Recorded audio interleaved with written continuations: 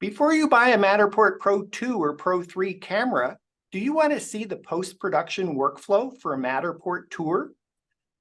Are you ready to use Matterport Workshop for the first time and would like to see a deep dive demo? Stay tuned. Hi all, I'm Dan Smigrod, founder of the We Get Around Network Forum. Today is Thursday, November 2nd, 2023, and you're watching WGAN-TV live at 5. We have an awesome show for you today. Intro to Matterport Workshop, post-production for first-time Matterport Pro 2 and Pro 3 users. Our subject matter expert is Tom Sparks. Tom is the founder and CEO of Scan Your Space, a division of Sparks Media Group. Tom, thank you for being back on the show and to share your Matterport Workshop workflow expertise with us. You're welcome. Thanks for having me, and hopefully you got your check this week for the great words. Received. Thank you. Yeah, okay. So before we jump into this deep dive demo, tell us about Scan Your Space and Sparks Media Group. Sure. So I started Sparks Media Group as a residential real estate media provider around 2018, and we've been really successful with that. We have several photographers working for us, and we're covering a whole lot of states, and we're still expanding outward. And shortly after that, I saw a need for the commercial media, and that's everything from business parks to shopping centers to hospitality, restaurants, et cetera, et cetera. And so I started Scan Your Space, which caters just to that. And your coverage area? We're covering California, we're covering parts of Nevada, we're covering parts of New Mexico, Arizona, and Idaho. And in addition to photo, video, floor plans, aerial, what type of 3D or 360 tours are you offering?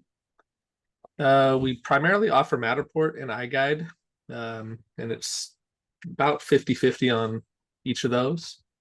We offer other services, virtual staging, virtual decluttering, pretty much anything you can need to market a property or a business. Cool.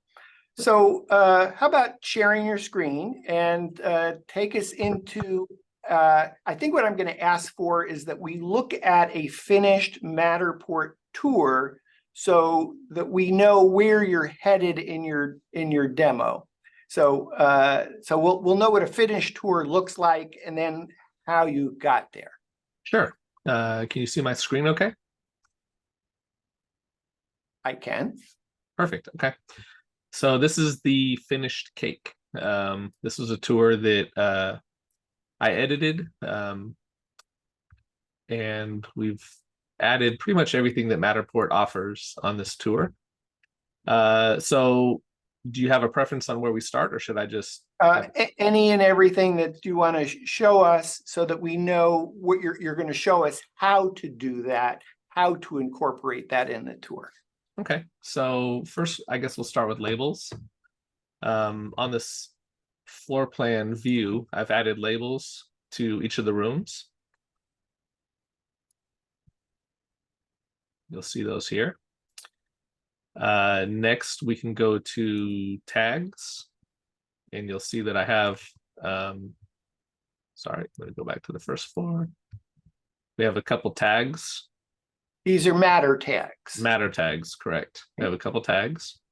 I added a note here, and we'll explain the notes in a little bit. And on your tags, did you add anything? What kind of matter tags did you add? Most of them were informational. A couple of them have links, particularly to the appliances. So if you were interested in this appliance, you could click it and get information about it. And then I have one that is a media link to a video, which is right here. Okay, so for matter tags, Matterport matter tags, you can add text, links, video, anything else? We have the highlight reel. So Okay. I'm gonna hit this play button, and it's gonna take us on a little tour of the property.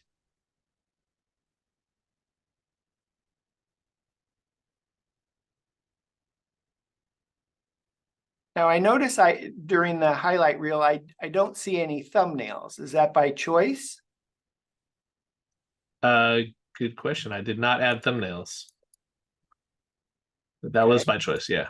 So, and to explain the highlight reel a little bit more, if you're on the tour and you want to stop, get off the train ride, you can just click on the screen and look all around, and then you can pick up and continue the tour where you left off.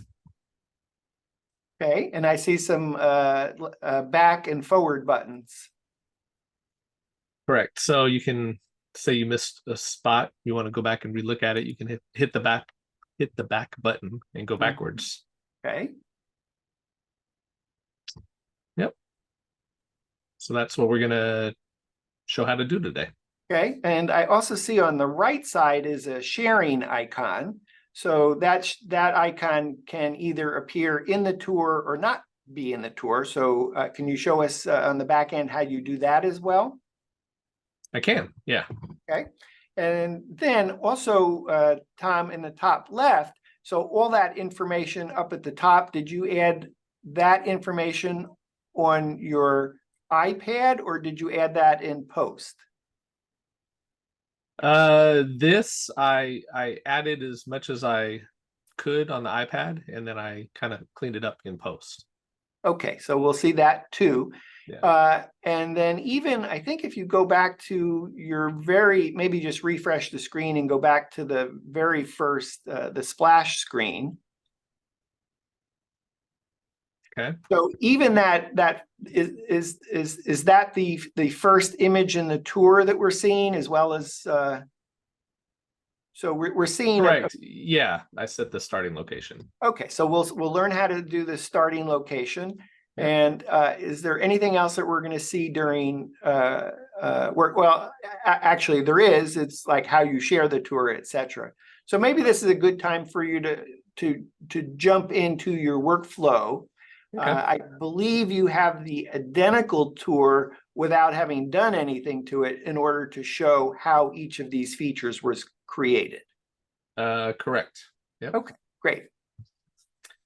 So actually, we'll start with details since that's the easiest. And this I did not leave out, but I'll show you the process of just adding it, changing it. This is the name that appears on the front of the tour. And we got here just by clicking the details tab. You can change the presented by. So if this was an agent's name, you could put that here. If the agent had a phone number they wanted to appear, you would put that there. Their email address. This could also be a brokerage name, and you could put the agent's name here. And then their website. And then you can choose to display the full address. You can choose to display none, and I usually just keep it on the full address. And just for clarification, for the display of the full address, that's at that very beginning splash screen that's right above the play button. This one, no. Nope. That would be here. Here, okay. Yeah. Yep. So how did you control what was the name at the beginning on the splash screen? Right here. Okay. Yeah. So for this purpose, I just called it Pro 2 and then unedited. And that tells me that I shot it with the Pro 2 and this is the unedited tour. You can also put internal notes just for yourself. So I put down here Pro 2 camera. Okay. You can put keywords in, so hashtags, and this says that it will help your public space rank well in search results. So you want to include keywords that are descriptive. I typically don't put keywords in for residential listings, but I will do it sometimes for the commercial spaces.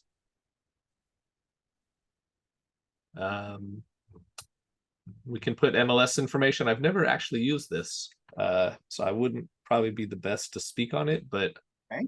Here it says you can put MLS name, MLS listing ID. Down here, you can enable or disable VR sharing. So if somebody had a VR headset, they could put it on and see the space differently than looking at it on a screen or a device. So that And the VR sharing, that was the icon that we saw in the bottom right that looked like a little Google Cardboard symbol. correct, right here. That's that. So you've enabled view in VR, view in virtual reality, meaning those goggles. Correct. Okay. And then allow social sharing, which is that sharing button on the bottom right. I have it enabled. Okay. Can you that's an interesting thing, and it's very subtle. You've accepted default, and I want to say that someplace else in settings are all the default settings so that you can set up what are the default settings for you. Yeah. Right. So right here under settings, you can enable a blur brush, which we can discuss. You can enable notes, space searching, VR button. Interestingly enough, I think the settings for sharing might be under the account settings. Okay. Maybe not. Okay. Okay. If we go back to the previous page, though, I think what was interesting on the default, if you go back to that default page, the first default page we're looking for, there are other things. So if you want to enable the viewer to be able to measure, there's a measure mode that enables that. So if you really don't want people to actually look at measurements, you can disable that. So there's a lot of control over spaces. Do you have so we're looking at your default settings. So it looks like you've enabled everything. Yeah. Do you want to discuss while we're on this screen, automatic face blurring and blur brush? Sure. I turned face blurring on. We do some commercial spaces that for remodel purposes where we're just getting data files, or we just want to see the condition of a space, so we don't really care about a marketing quality tour. And so if there's people in those shots, I just always enable face blurring to. So that might be you're on a construction site, the construction workers, you just want the faces blurred. Your client's not using it for marketing purposes. That said, wherever it gets shared, for whatever reason, you want to blur their faces. Correct. Yep. Okay. And it will do faces on posters. It will do faces on pictures. It really checks faces. Okay. And blur brush? Blur brush is kind of a manual brush that blurs things out. And we've blurred out computer monitors. We've blurred out, documents on walls, documents on desks, that sort of thing with the blur brush. Any passwords on the sticky notes on top of a computer screen? Exactly. Yep.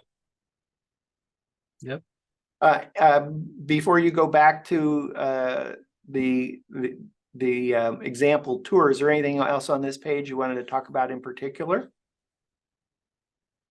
No, I turned on guided tours. So it says, if enabled, the newly created guided tour will use story mode presentation.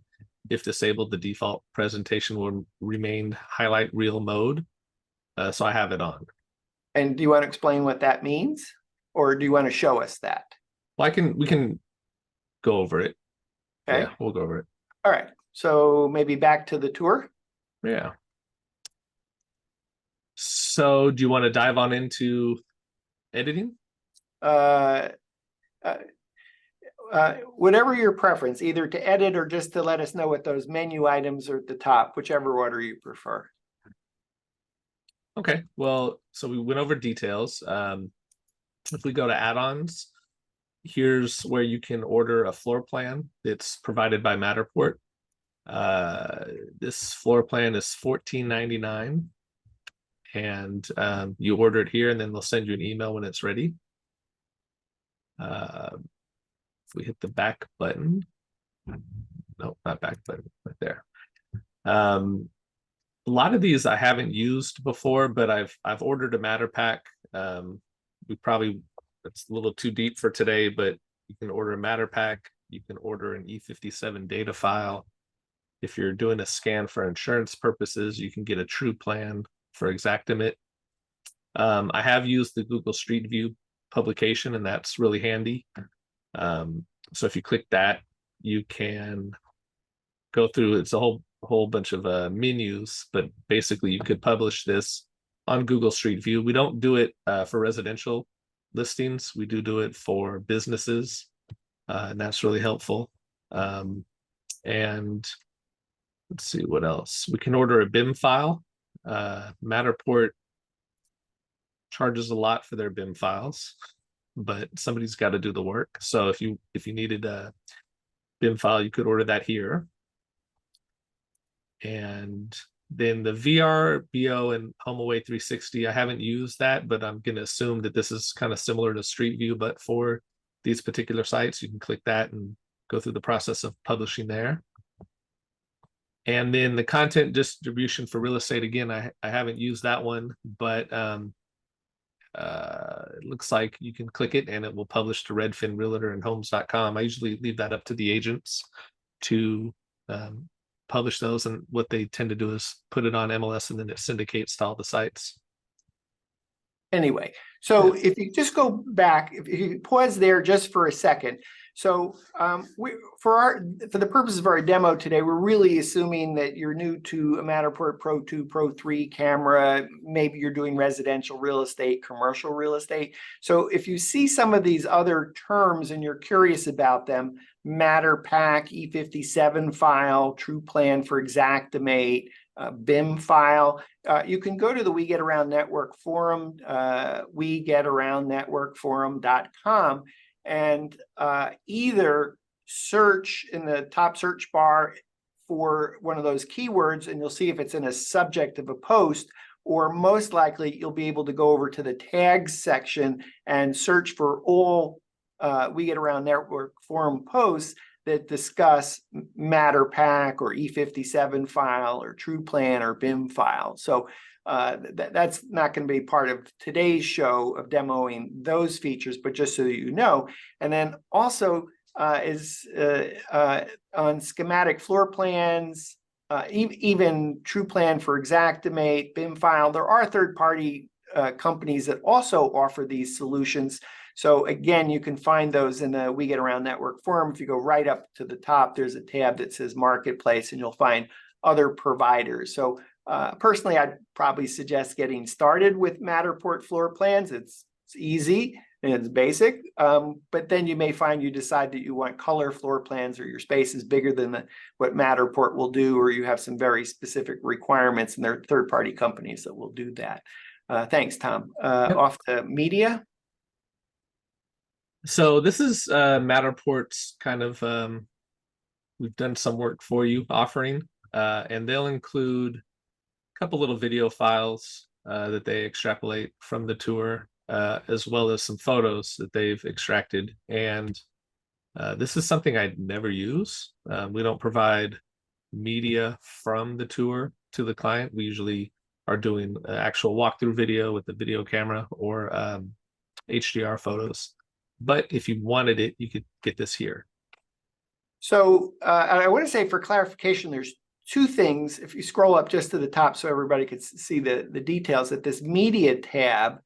So as a default, Matterport automatically generates these. So it just shows up. And you could decide on photos, for example, you want to do screen grab, you want to do snapshots within Matterport Workshop. Tom will show us that, so that you say, oh, well, I didn't like how they framed that particular photo. This is the view that I wanted, or this is the 360 image that I wanted from the Matterport tour. So I think we're talking about two things here, Tom. One is the default videos and photos that Matterport just displays, and then second is if you have a desire to decide what photos that you want.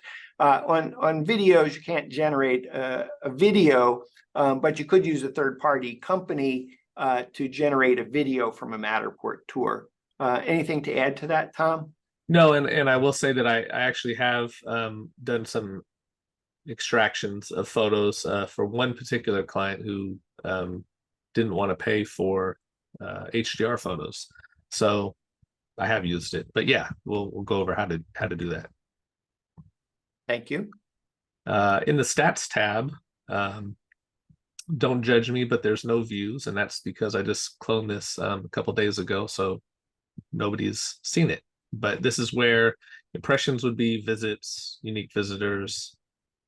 You would see all that here. Yeah, and I would add to this screen, Tom, is there are third-party companies that provide robust stats using Google Analytics keys in order to tell you a whole lot. There are multiple vendors that provide a lot of information, including heat maps. Again, if you go to the We Get Around Network Forum, WeGetAroundNetworkForum.com, go up to the top, the tab that says Marketplace, and you can just go down to the category statistics and find vendors that offer robust stats.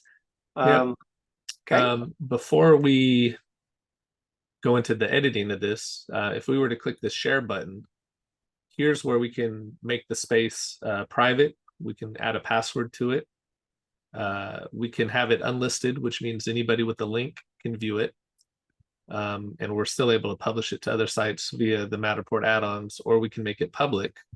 And here it says, hey, you haven't added any keywords. Keywords help improve your space's visibility and search. So we can do all that here. And a tool that I use, I click options, and then I'm able to get the branded link by just clicking copy link. We can click unbranded and click copy link. Unbranded just leaves off all of the agent information or that banner. And that's particularly helpful for agents who are posting to MLS, because MLS doesn't like to advertise for the agents. Well, what would be different between unbranded and MLS ready? Yeah, let's go over that. So with the shared link presented by and contact details are hidden, all other public details, including address of the space, may be visible to anyone with the link. This one says, MLS Ready says, with this shared link presented by contact details, VR and external links are hidden. All other public details, including address, may be visible to anyone with the link. So it looks like they are just taking out the VR and external links from the MLS Ready. So when I'm providing links to residential real estate tours to agents, I'll provide them the branded and the unbranded. I typically don't provide this one. And that's just a personal preference. I guess I could do branded in MLS, but nobody's complained about getting branded and unbranded. Okay.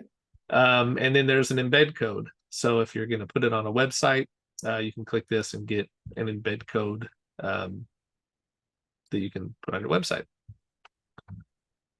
Down here, and we can go over this, we can invite collaborators. So if you were somebody who just likes to press the button on the camera, which is me, I don't like to edit too much, I can invite an editor to get on here and update tags, update or create highlight reels, do all sorts of things. And so that's where you can do that here. You can also do that by going to settings and then roles, and you can invite them as a collaborator on your account. This one, okay, by adding them here, just invites them to this particular tour. And I think with adding them through settings and roles, that's going to invite them to your entire account. Well, you have a choice. So you can invite people to a single model or correct, to a folder that includes models that you only want that person to have access to, or your entire account.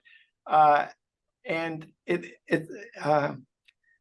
do you want to talk about the process of how you invite someone as a collaborator? Sure. And I think you do it the same way probably. So we'll create an internal email address. So it may be something like matterport@scannerspace.com. And I'll invite that account as a collaborator, and then I'll give that account to a particular person that I want to have it.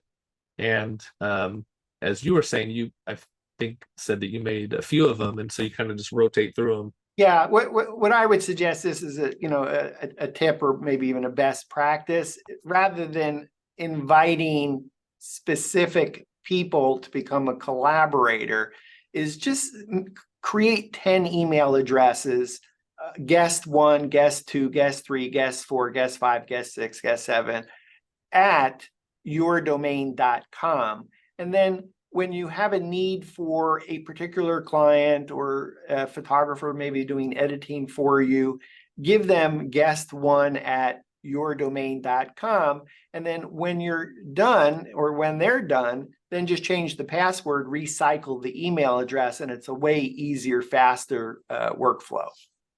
Yep, I concur. Great. You want to take us back into, I took you off sharing. If you want to jump back in. Yeah. And while Tom's setting up, you can find Tom's websites at scanyourspace.com and sparksmediagroup.com. And also, Tom is pretty prolific posting in the We Get Around Network forum.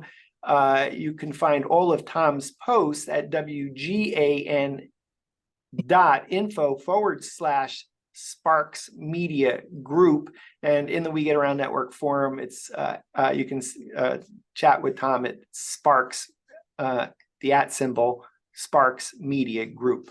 Back to you for the demo. So click on these 3 dots here and you can get some more actions. So we can share and invite, and that's basically the same thing as doing it right here.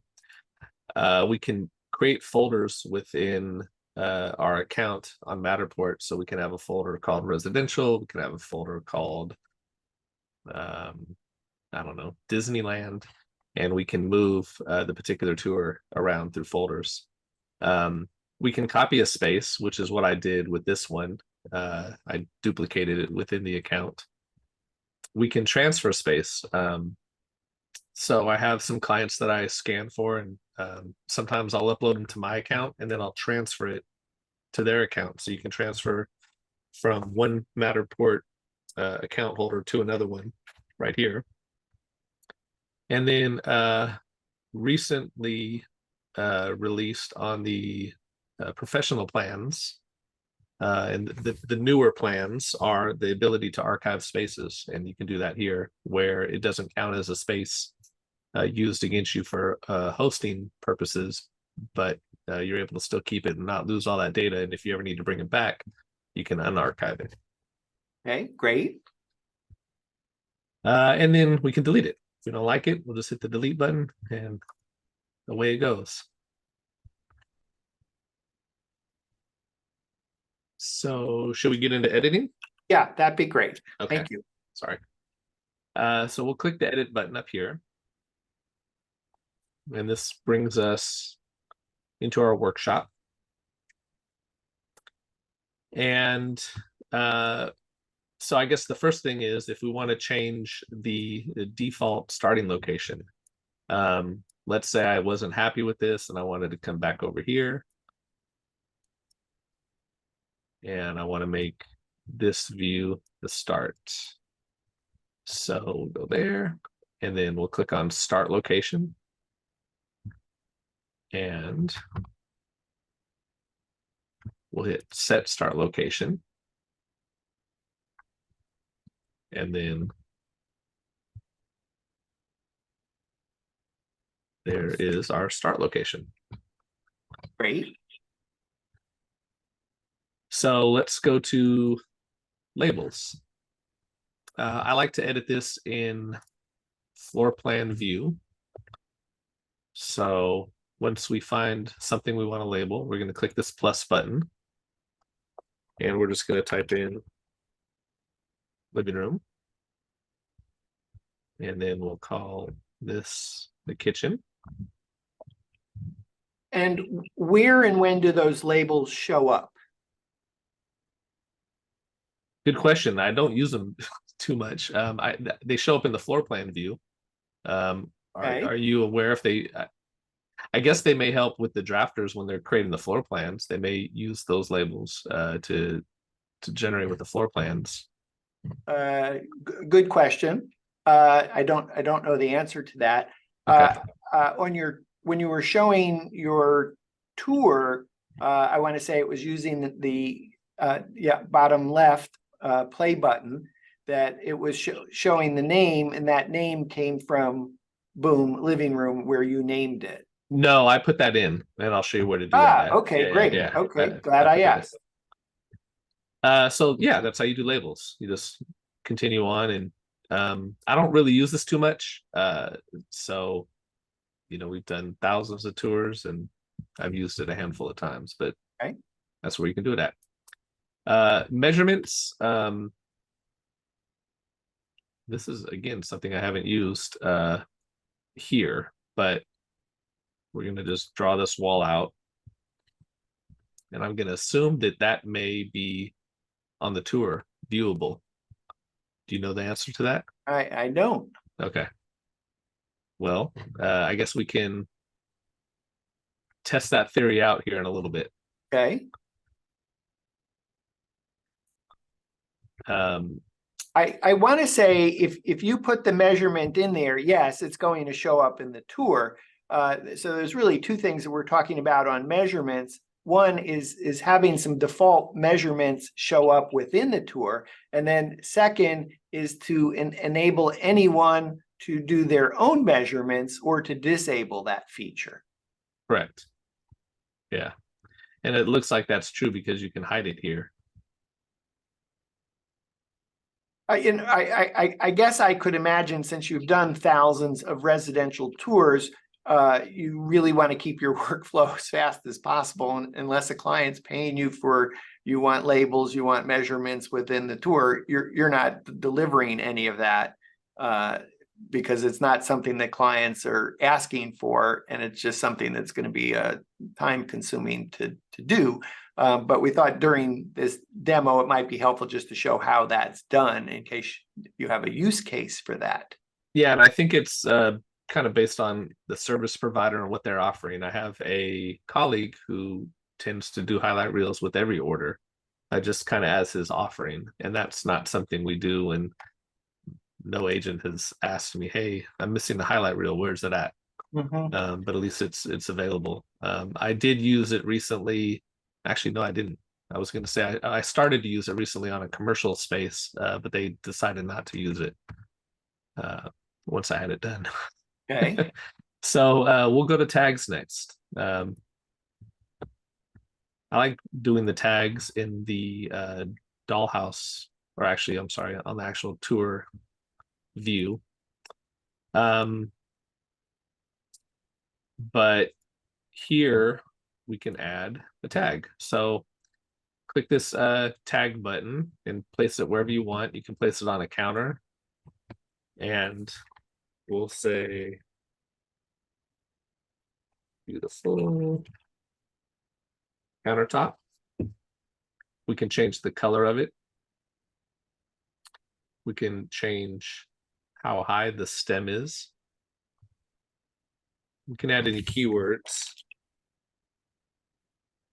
so that if you search it, it'll show up. And I'll show you this other stuff here in a minute, but we'll hit save. And let me check one thing real quick. We'll add a link to this. So if you wanted to know about this particular type of stove, we can say Frigidaire stove, and we can put a link to it. I don't know if that's an actual link, but we'll put it there. And maybe we want to make this one purple just to differentiate it as a link or as an appliance versus the countertop. And, we can again change the stem length.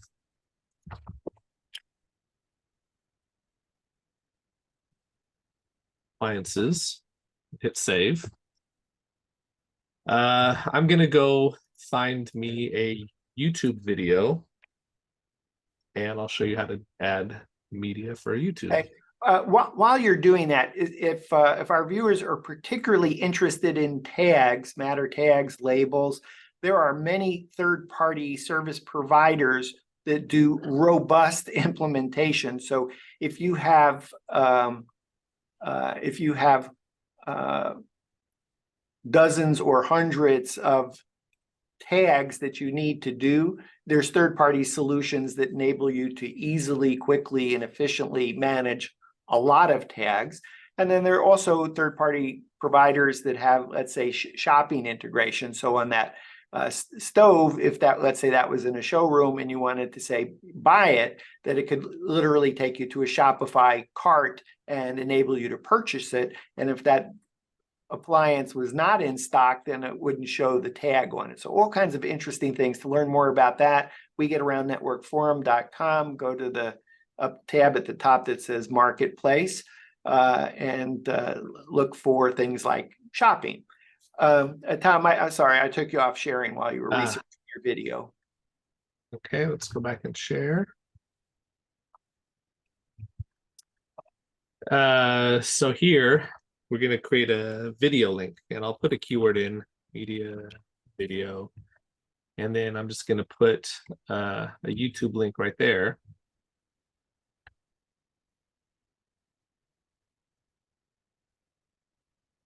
And this is the one of our previous videos. Mm-hmm. Good choice. Yeah, good choice. Can't go wrong with us. So I'll hit save there. And then we'll come over here and I'm going to use a picture I just randomly found of a door. But if you wanted to put maybe a close-up of a furnace to show maybe the year, make, and model of the furnace, or the same thing with the inside of a fridge, so you can see a serial number. There's a whole bunch of use cases on why you would want to attach media, but you would put that here.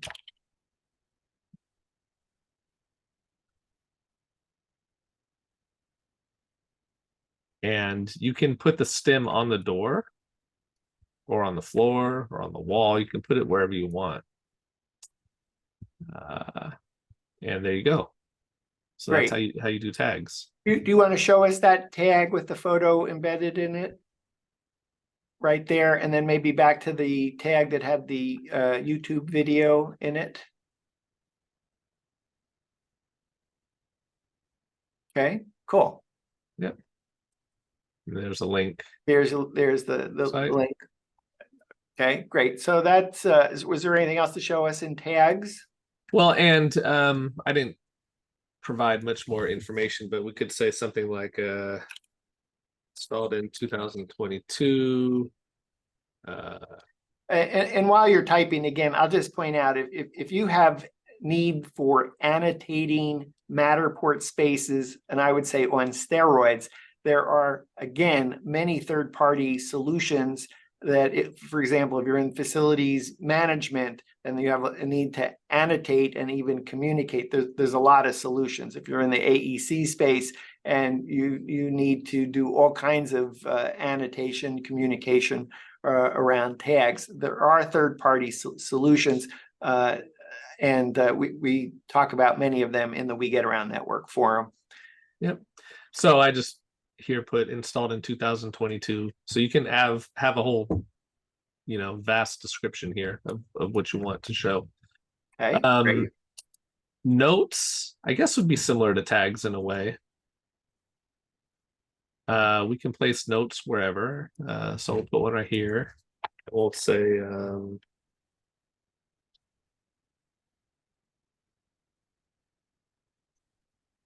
and again, you can put links, you can have media or photos. I'll put my same door photo there. And there you go. So this would be more of the annotations.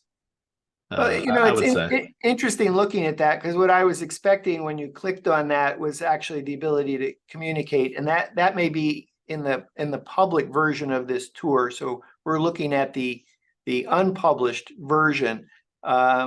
But my expectation was that there was an opportunity to communicate so that somebody wanted to say, oh, this needs to be fixed.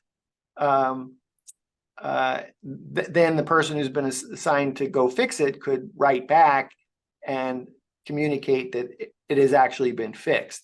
But I think of this as somewhat of a primitive version of communications. And again, there are third-party platforms that if you have sophisticated needs for annotation and facilities management, AEC, shopping, the third-party solutions may be a better choice for doing that. So there's not a way to communicate on that particular one. That's interesting. Well, no. So this, I just pulled this up. I don't know if you can see it. Are you still able to see it? Yeah. So this is the public link. Yeah. And I just clicked on this, and now you can say this. It's horrible. So if you go back up to, but if you go up to, so now there's a conversation within the space if you've allowed that. But if you go up to the share button in the top right, it just shares a link. Okay. So now you can at least, again, I think of it as being a bit primitive, but you can share a link and ask somebody to comment back. So maybe you were asking yeah, and as I'm going on, maybe you can I just text you the link to this. Maybe you can get on and see if you can put a comment in there. Yeah. It shows up. Did you just send a text to me? I did, yeah. Yeah. So let's go take a look. Let's see. I don't see it in our private text conversation. No, it's your I'll chat it to you too, but I sent it to your cell phone. I have it turned off. That's why. Okay. All right. Well, there you go. I didn't want to take any calls during. Yeah.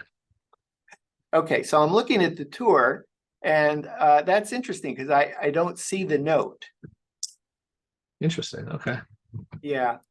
But we're going a little bit fast for a demo. Had that demo worked, I think what would have happened is that I could have commented back that maybe we have notes set to private or the tour set to private or something that's inhibiting that. But my expectation would be that I could comment and then it would show up on the tour, and therefore think of it as a place-based conversation. But again, I think of this as being a very primitive version of place-based communication, and there are third-party tools that, particularly for AEC or facilities management, that I would recommend instead. Yep. So I guess I'll go on the guided tour, which is not something I do a lot, but we'll do it. I always save the painful part last. It's not painful, but I'm just not too used to it. But here's where we're going to add a highlight reel. So we find the angle we want. So maybe I want this angle, and I'm going to hit add highlight. And then from here, I can edit it, and I can call, and this is where you saw the labels. So there you go. We can have behaviors. We can have it do a walkthrough or a slideshow. And then we can have it pan. So it can pan left, it can pan right, or it can do an auto 35 degrees. I tend to leave these alone. On the example that I showed you when we first got on the call, I had it set to walkthrough, but we'll leave it on slideshow here, and I'll show you the difference of what it looks like. Yeah, if in fact, if you could pick 3 or 4 images quickly to help illustrate that point, and then I'm going to throw you for a loop and ask you a question. Lovely. Okay. I love loops. Okay. So there you go. We'll have that slideshow, and then we'll come over here and we'll add that. Incidentally, while Tom is setting this up, he's actually in a house. This is a house, correct? Correct. Yep. Yeah, a house that I want to say that you shot with a Matterport Pro 3 camera, Matterport Pro 2 camera, Matterport Axis, smartphone rotator, Was there any other devices? Oh You're yeah, shooting the Matterport with the 360 camera. Theta Z1 and the Insta360 RS 1-inch. 1-inch. Okay, so those 5 cameras, we actually did an entire show on this, and if you go to wgan.info/Sparks Media Group, you'll find that that WGAN-TV Live at 5 show where Tom talks about the differences of like, well, how did the tours look different, and which camera for what use case, etc. Okay. Yeah, so here's where I wanted to just to piggyback on that, I've done actual video walkthroughs of me recording the entire process with all those cameras, and I have those along with the tour links to the actual tours on my YouTube channel, so that people can compare apples to apples and color quality through the different cameras. And Tom's YouTube channel is the @Sparks Media Group. Correct. Okay. So so here's where I wanted to throw you for a loop is if you could go to Dollhouse View and take a screen grab from there, make that one of your to add to the highlight, and then maybe you could move that over in the middle. You could no, if you could just take, yep, and then relocate it, boom. Now you could show us what that looks like. You've done this before. Yeah, it's a nice feature. Okay, so I'm gonna hit the preview button. We'll just watch this. So here we are panning to the right. And then it does kind of a fade to black transition. It doesn't do the like zooming. So that's the slideshow view. Correct. Okay, so now I'm going to keep hitting it. We're going to pan. And I think on this next one, it's going to be the Dollhouse view. There you go. So this is a good way to teleport you from downstairs to upstairs. Yes, exactly. Boom, you nailed it. But if you could go back and do it as a walkthrough. Yeah, so what I would do for that to change it is click on walkthrough and then apply to all. Yes. And then hit done. And then we'll hit the preview. And now it does a nicer, I think, a nicer transition than just kind of fading to black and going to the next panel. I want to get at least past that Dollhouse view just to show what that looks like. Which I would suggest is a transition if you might be going from the first floor to the second floor is part of doing that walkthrough experience. Correct. I also think it's does this loop? So when you get to the end, does it go back to the beginning? It's a good question. It does not. Not in the preview anyway.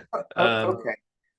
I could be wrong, but I want to say it'll actually loop back to the beginning. And if that's the case, then you might put a Dollhouse view at the end. So you end the second floor on a Dollhouse view that now points back to the first floor. Yeah, well, let's check it out real quick. This is live once the changes have been saved.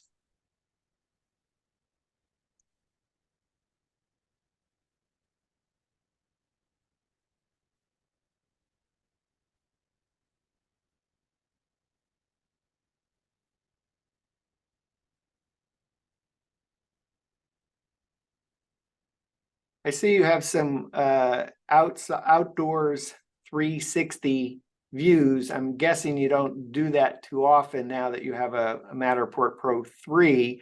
But for those models that you're shooting with the Matterport Pro 2, and you do add a 360 view, any place in workshop that you're doing something? So it just stopped when it got to the tour complete. Okay. Yeah. So I guess I made that up that it looped back. Can you go back to the edit part of it? Yep, right here.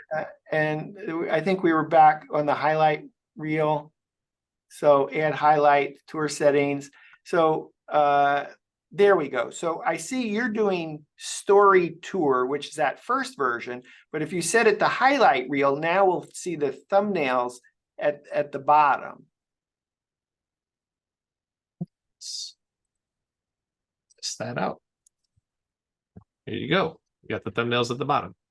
So, and there's a little caret to go up or down and play. And this way, if you want to display those buttons at the bottom, or what I think of thumbnails and what Matterport calls a highlight reel, then it gives the person viewing the tour the option to jump from space to space to space by clicking on that thumbnail.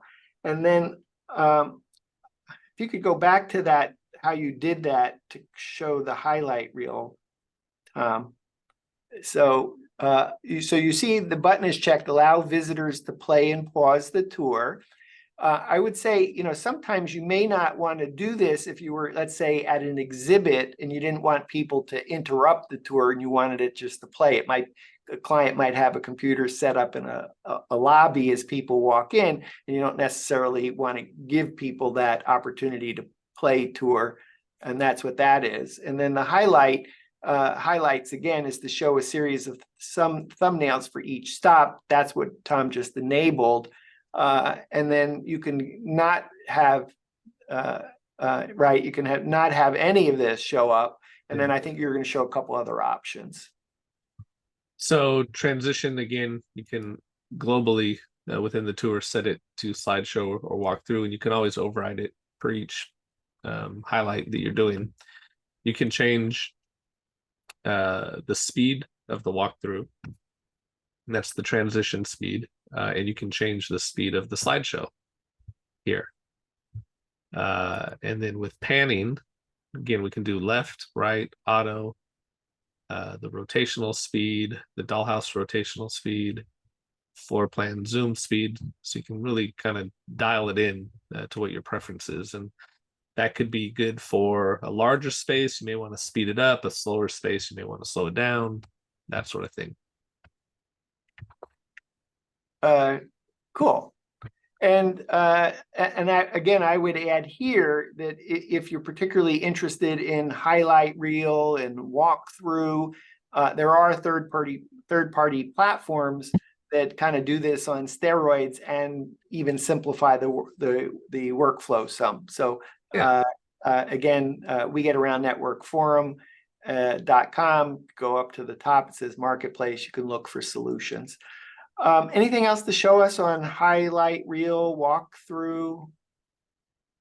Not that I can think of. Yeah, I guess I would just add, when you showed the last part where you can have you can adjust, does it pan left, does it pan right, is the transition quick, is it not quick, is it zooming in, is not zooming in, all those different features you're probably not using on a residential real estate listing where you're not making a whole lot of money, because all this stuff takes time. But you might have a client that's a museum or some other event space where it may make sense to do a deeper dive to tweak this, and that may be one of the ways you can help differentiate yourself from another Matterport service provider, because you walk in and you have this awesome walkthrough experience that someone else hasn't figured out how to master rotation speed, dollhouse rotation speed, floor plan zoom speed, transitions, etc. So a nice way to stand out when you have the appropriate client. Yeah. Yep. So from here, we can talk about this. This is, I tend to overscan and get more than I need, but maybe you don't want to show certain scans, so we can hide them. We can click on it and then, oh, did I lose you? So I'm still here if you can hear me. Yeah, my screen. Okay. I'll try taking it off screen share and see if that helps clear it up. You want to try sharing your screen? Do you see me again? Yeah, hold on 1 second here. The entire screen just froze up. Okay. I see you fine. So while Tom is figuring that out, and if necessary, just restart, rejoin, that's fine. You can visit Tom's websites at scanyourspace.com, sparksmediagroup.com, in the We Get Around Network forum at Scan Your Space. That's the symbol, the at symbol, at Scan Your Space.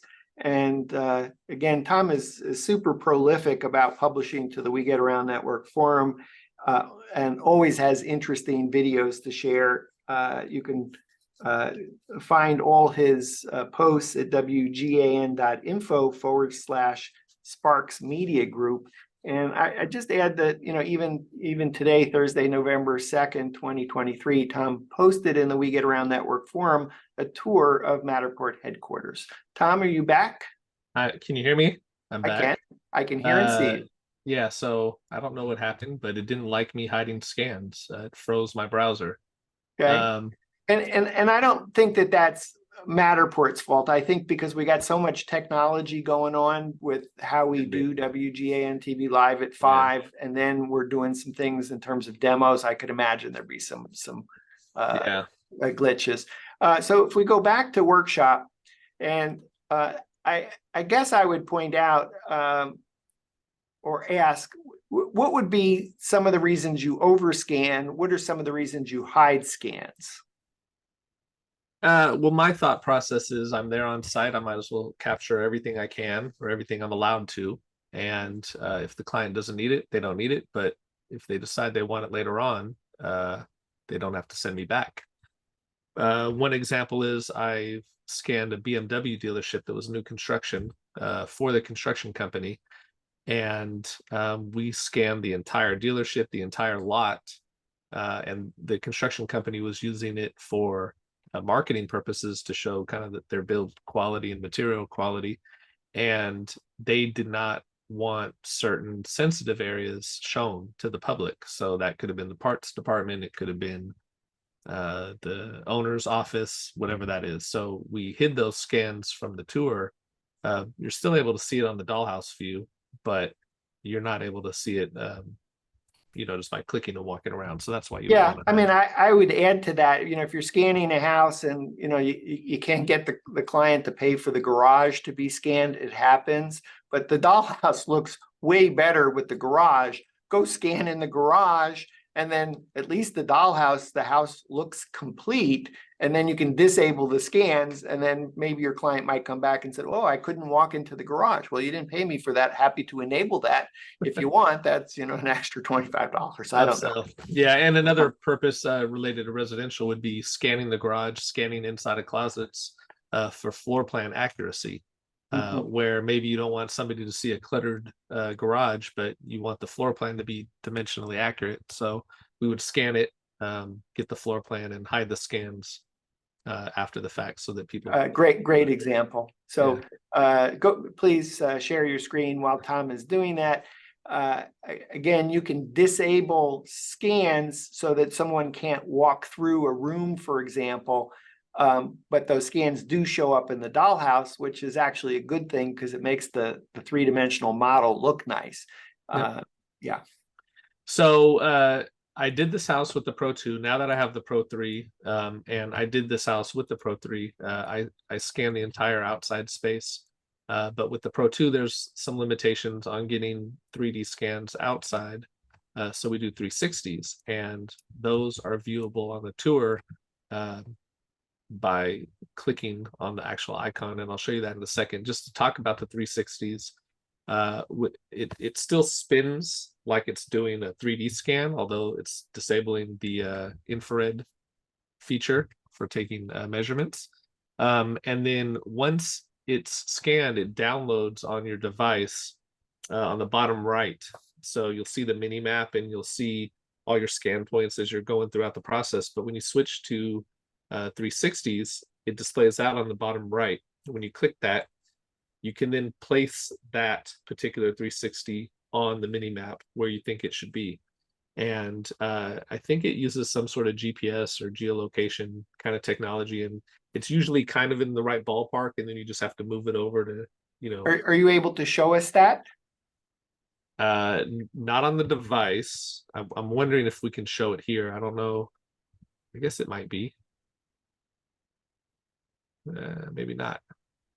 Oh, yeah. So here's all the 360s that I placed on the device.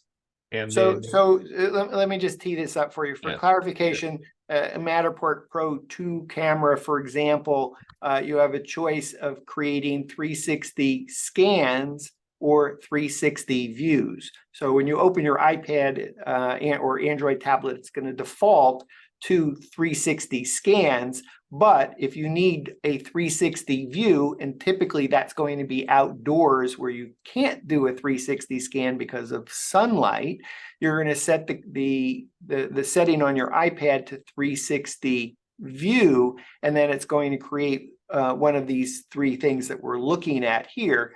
And so Tom is going to, and then Tom actually has two ways to move a 360 view. One is to reorient it on his iPad tablet, or now that he's in Matterport Workshop, you can adjust the location of the 360 view.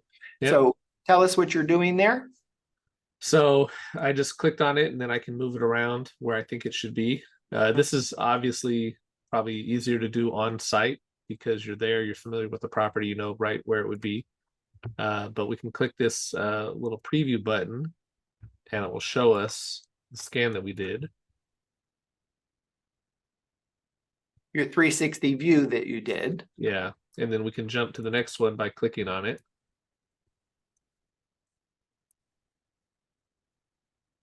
Yeah, that's how you place them. So how did you, if you go back into the living room and there was a little symbol for the 360 view, how did that symbol get on the glass door? Oh, let me go back.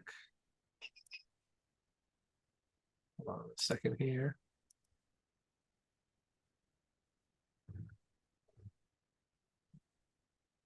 The symbol got on the glass door.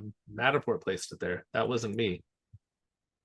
So that's done automatically, just as the tour is assembled automatically by Matterport. Correct. Okay, so on that glass door, somehow, some way, it knew to orient the 360 view that's outside to show it right there on that sliding glass door. Yeah, and I think that just kind of was,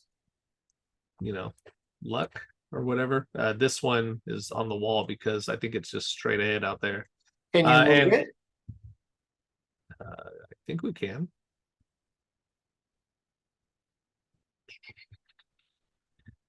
This and I'll say that when we're placing it on the map within the device, you can actually rotate the image so that the wall of the house, for example, is facing downwards towards the wall on the mini map.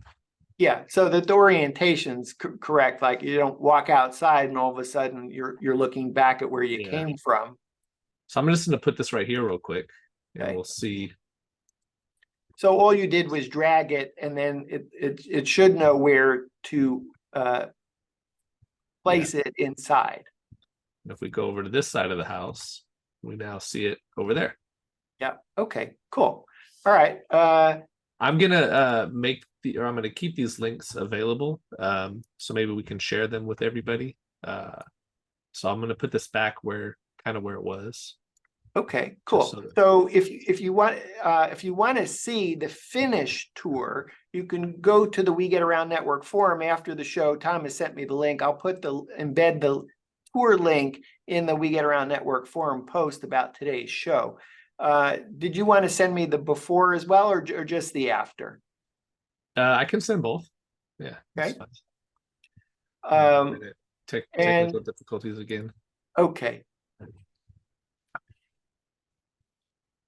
So while you're checking that out, I'm just kind of covering this, see what things we've covered. So far, we've covered how to set the starting point, how to add Matterport labels, how to add Matter tags, how to create the Matterport highlight reel, how to add a Matterport note. We haven't yet covered how to take snapshots. Yep. So we'll do photos, blur. And we did see how to where to download an order-generated Matterport video, or for that matter, photos or snapshots. We didn't look at trimming spray. Can we take a look at snapshots and how to trim the matter? Yeah. Why don't we just do you want to just continue down the list and we'll do snapshots and then we'll get to that? That's great. Okay. So to do snapshots, we're going to click on photos and we're going to zoom in on the snapshot we want. And we're going to click on this camera icon. It takes a picture and then it saves it. And then we'll come over here, for example. And I'm just going to focus in on this chair. Hit the snapshot button. And then we can view. See what we've done. We can go back to photos. And that's where they all are. So that's how you do a snapshot. Okay, that was easy. Yeah. Oh, actually, there's an icon to the right of the camera. What's that for? Just to view the gallery. Okay, great. I guess I was expecting to download 360s on that button. So is there not here to do a 360, you go to 360 panel at the top right. And then we'll take a snapshot. So for clarification, if you have a need to download a 360 from Matterport, you are able to do that. And so that's the button at the top where you're moving from the 2D view to the pano view or panorama view, or what I call a 360 view. Yeah, and here's the 360. So what you were able to do with the snapshot was orient where you wanted the midpoint to be in that 360 view, which might matter if you were posting that 360 as an example to Facebook. Yep. Now this is disabled. Include measurements, labels, and tags and photos for 2D only, and show grid. And I have this one disabled, and this one's enabled, and I haven't used this, so I'm not really sure.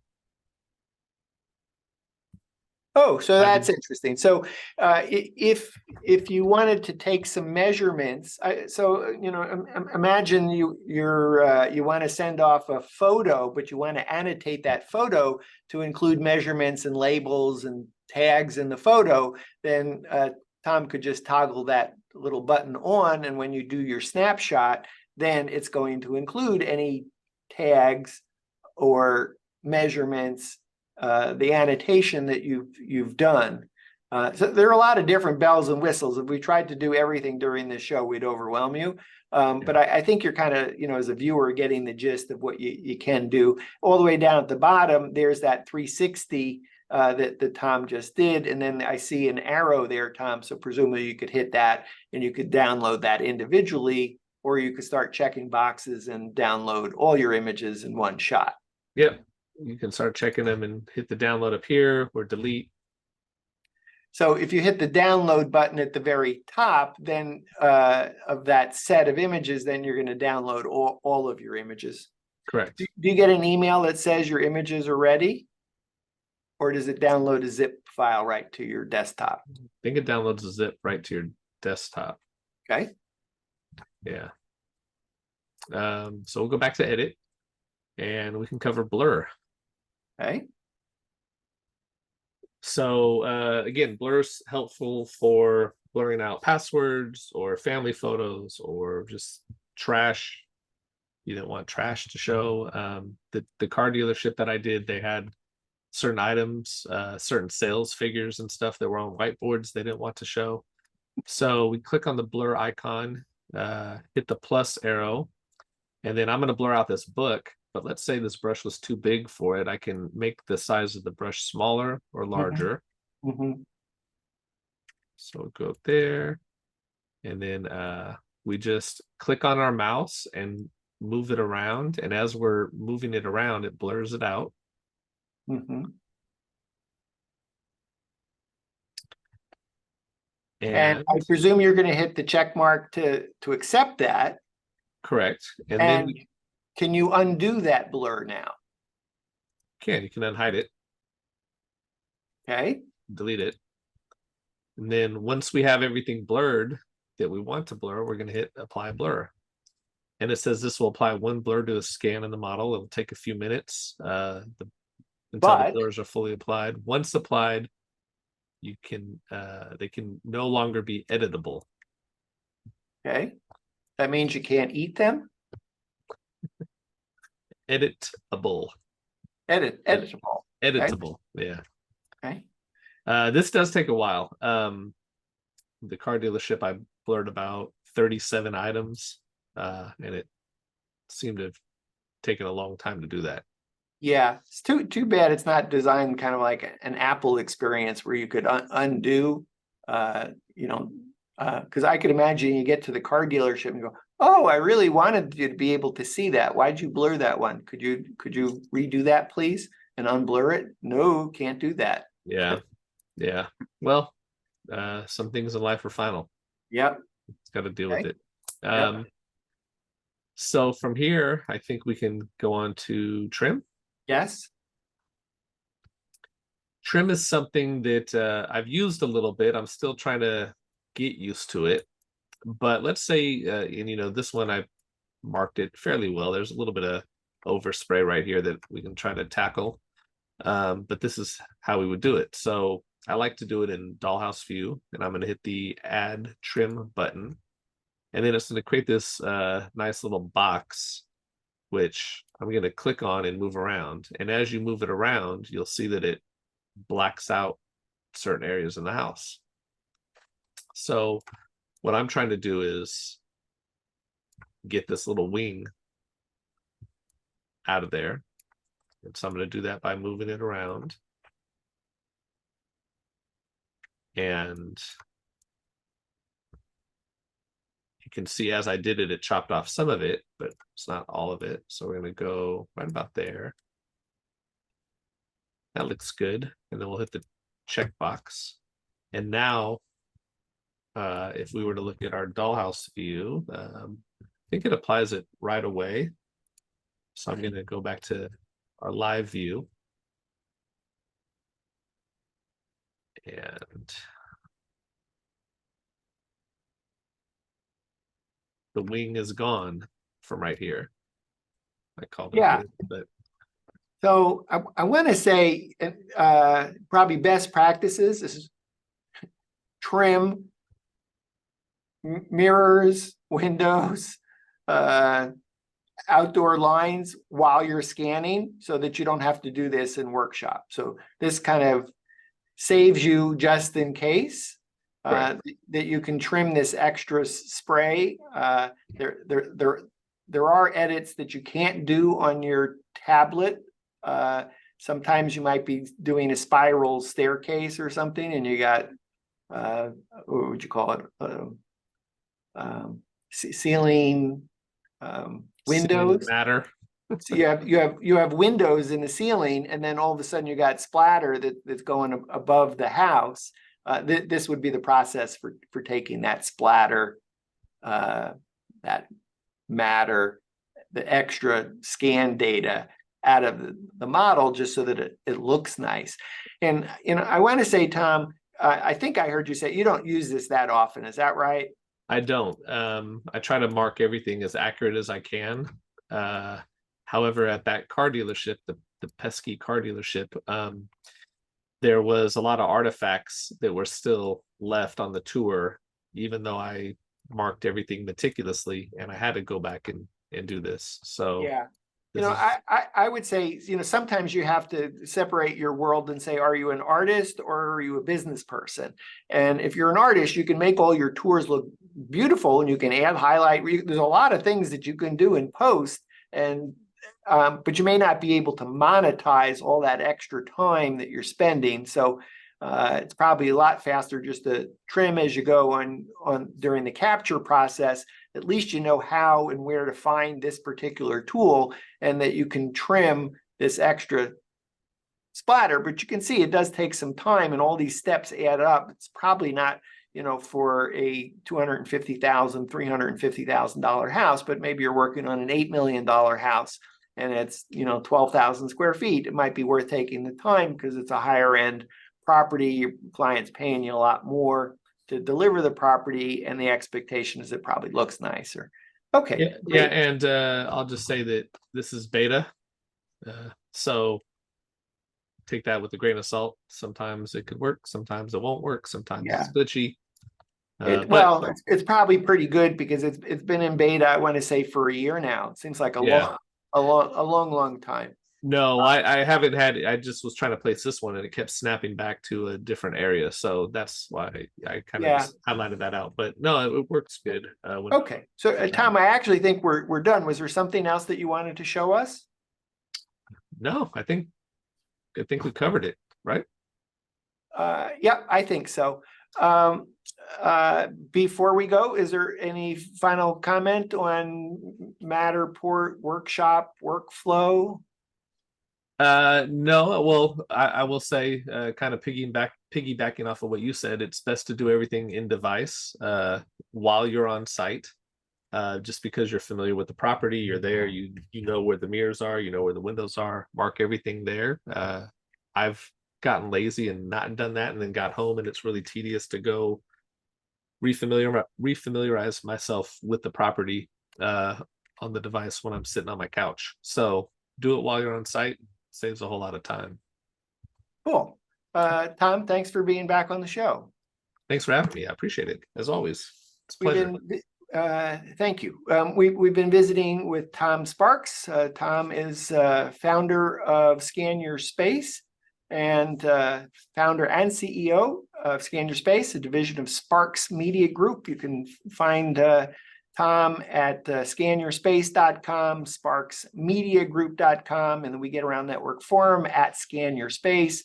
All his We Get Around Network forum posts are tagged WGAN.info/Sparks Media Group, and his YouTube channel at Sparks Media Group. For Tom, I'm Dan Smigrod, founder of the We Get Around Network forum, and you've been watching WGAN-TV live at 5.